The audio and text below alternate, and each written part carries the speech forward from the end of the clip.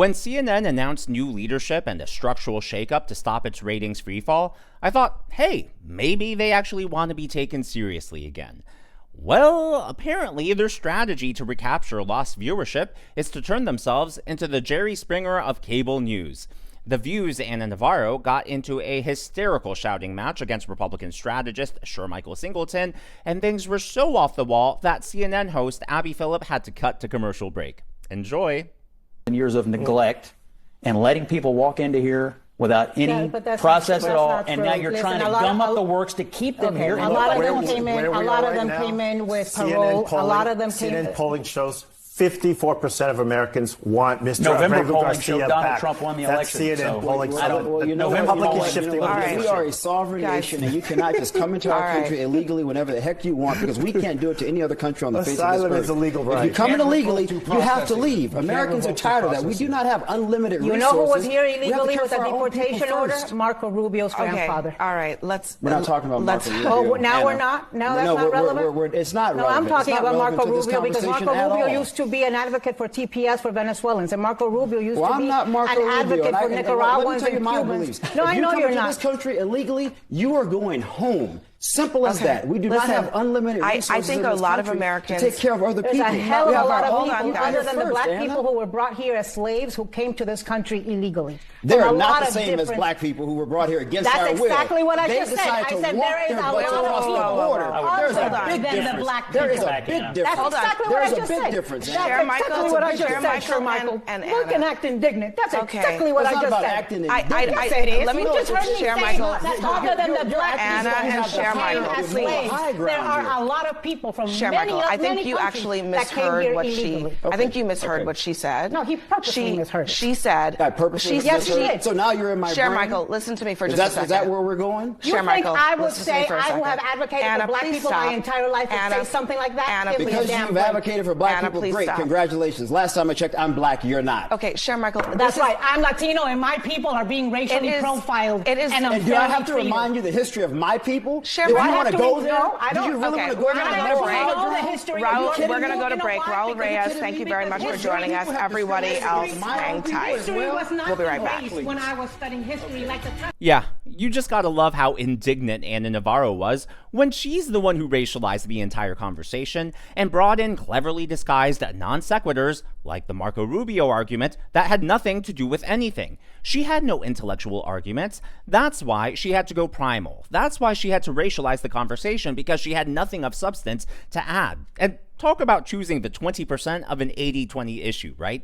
No matter what the polls say about President Trump's approval or people supposedly regretting their votes, I think we all know how the polls work. Despite those shenanigans, the polls can all agree on one thing. Immigration, the border are President Trump's strong points. Even Democrats approve of it. That's why he has a majority approval when it comes to the border. And yet Ana Navarro wants to side with the radical leftists and then somehow racialize and bring in slavery into the conversation. It just is not a good look for you. Oh, one final note for you, Anna, before I move on. If you have to talk about how you've defended black people your entire life, instead of just letting the record speak for itself, it's no better than the trope of racists saying, "But I have black friends." Just saying. Well, fortunately for the rest of us, for both our entertainment and politics, this infighting isn't just limited to CNN. So at the national level, the Democrat Party is imploding. Longtime Democrat strategist, fabled James Carville, has long suggested that the DNC should sue or fire its vice chair, David Hogg. Well, the two of them actually sat down with Tara Palmari, and it was not a very friendly interaction. And you said that members of the DNC should sue him for doing this, since David is a member of the party leadership. He is the vice chairman. I think he's the vice chair.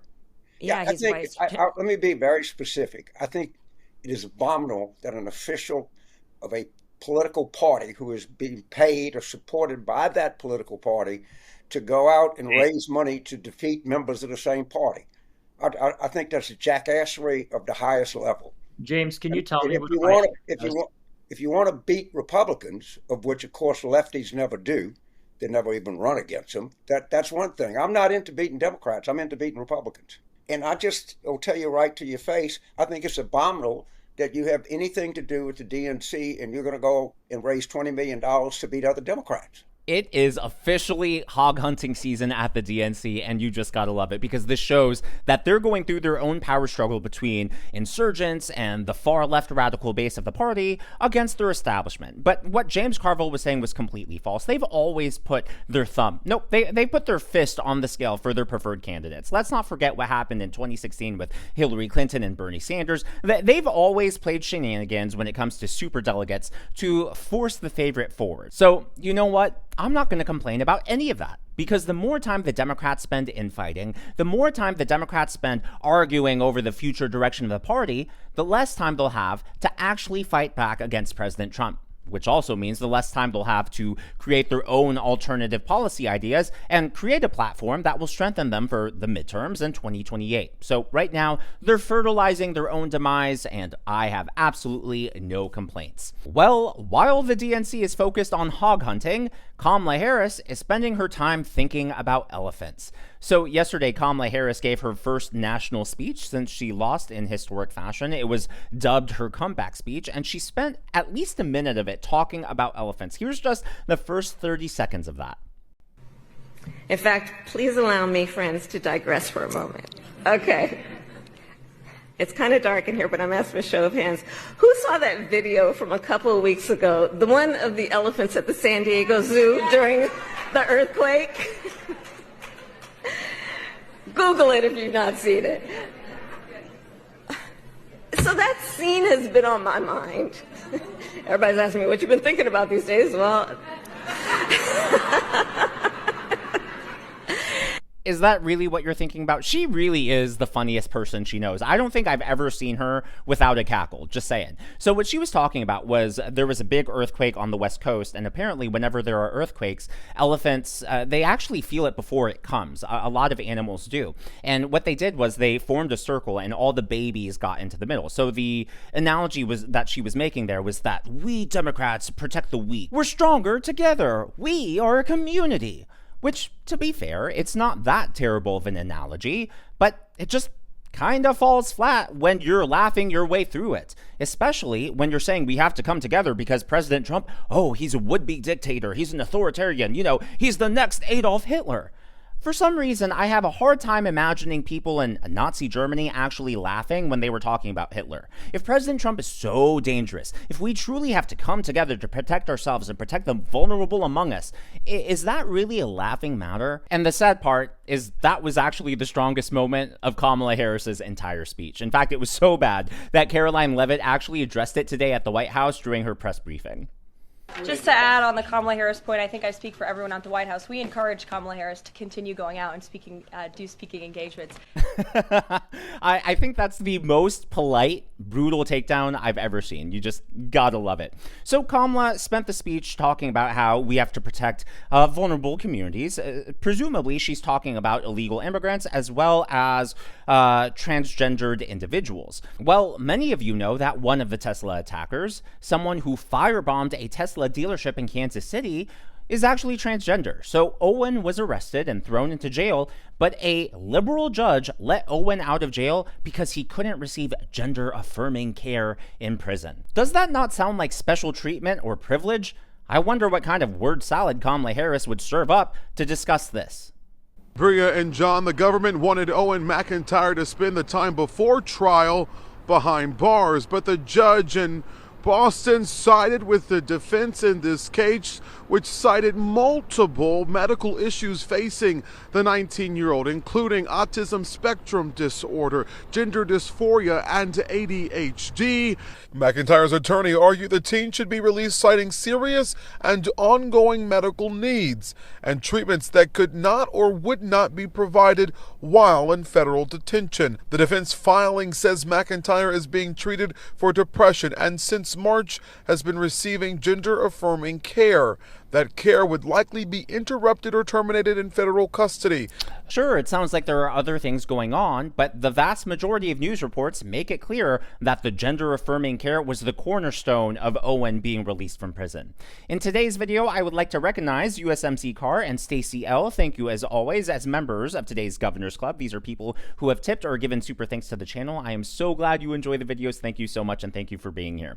So yesterday, you've probably seen the headline news that GDP shrank in the first quarter. The media and the Democrats have been flipping out. They're dubbing it the Trump recession, even though supposedly we're not in a recession. I have my doubts about that. If we are in one, it probably realistically began under Joe Biden. But there's one important piece of information that they're leaving out here. Actually, a lot of important pieces. But here's the key one that I found interesting. So the dollar amount that we have spent on the interest on the national debt has actually decreased for the first time since 2019-2020. To me, that's a good thing. That means that more money is going to the principal of the debt rather than paying off interest. Hey, I'm all for it. But the number that the media and the Democrats have focused on is the shrinking of the GDP. Now, Peter Navarro did the media rounds yesterday, and of course, they were all mocking him, making fun of him. But he actually had a great point. Listen to this. I got to say just one thing about today's news. That's the best negative print I have ever seen in my life. And the markets need to look beneath the surface of that. We had a 22% increase in domestic investment. That is off the charts when you strip out inventories and the negative effects of the surge in imports because of the tariffs. You had 3% growth. So we really like where we're at now. With respect to China, look, Jim. Yeah, the media was making fun of him. They were basically saying that he's trying to find the silver lining where there isn't any, but context matters, right? The numbers can look bad on the surface, but when you look beneath the hood of the engine, sometimes the engine's in actually great shape. But before I get into those numbers, I think the best analogy, and many of you probably can relate to this experience, is when you're on a diet, right? Sometimes you get on the weighing scale and your weight actually has gone up. That's not always a bad thing, especially when you're doing everything you should be doing. Let's say you're exercising, you're working out, you're eating healthy. The weight isn't always going to come down. Sometimes it goes up. Sometimes it goes in the wrong direction. Maybe it's water weight. Maybe you've built muscle. It's not always a bad sign. Sometimes the fundamentals are strong, but it takes a while for the weight. It takes a while for those indicators to catch up with where you really are. And that's basically the argument that Peter Navarro is making here. And he actually has a great point. The New York Sun actually had a really interesting perspective on this. They wrote, the agency behind the GDP figures, the Bureau of Economic Analysis, noted that the growth slump primarily reflected an increase in imports, which are a subtraction in the calculation of GDP, in addition to a decrease in government spending. So number one, an increase in imports. Now, the reason we subtract imports from GDP is because GDP represents domestic production. And of course, imports are items that are not produced here in America. Now, the fine print in all of this, and yes, context matters, even though the left pretends it doesn't, is that companies increase their imports to get ahead of Trump's tariffs. Or in other words, the companies would have imported those products anyways. They just accelerated it. They sped up the timeline to get ahead of the tariffs. Now, I'm not an economist, but to me, that's not necessarily a bad thing. I can understand if we're subtracting imports from GDP, how that could make this quarter's numbers look bad. And again, according to the New York Sun, imports took more than 5 percentage points off the headline reading. But the opposite is true. Exports rose 1.8%, which is great for our economy. That's great for our production. CNBC also confirms, if you take a look at that middle bullet point, imports soared 41.3%, driven by a 50.9% increase in goods. Imports subtract from GDP, so the contraction in growth may not be viewed as negatively given the potential for the trend to reverse. So we will all be paying attention to quarter two, as well as the jobs reports numbers, which will come out tomorrow. Again, there's also more good news. Take a look at CNN. Consumer spending leapt 0.7% from February. This is according to March. Now, if you consider consumer spending is going up, most people would say, well, isn't that inflation? No, we're actually experiencing deflation for the first time. This is from the U.S. Bureau of Labor Statistics. So you can see there the negative downward trend. So deflation is the opposite of inflation.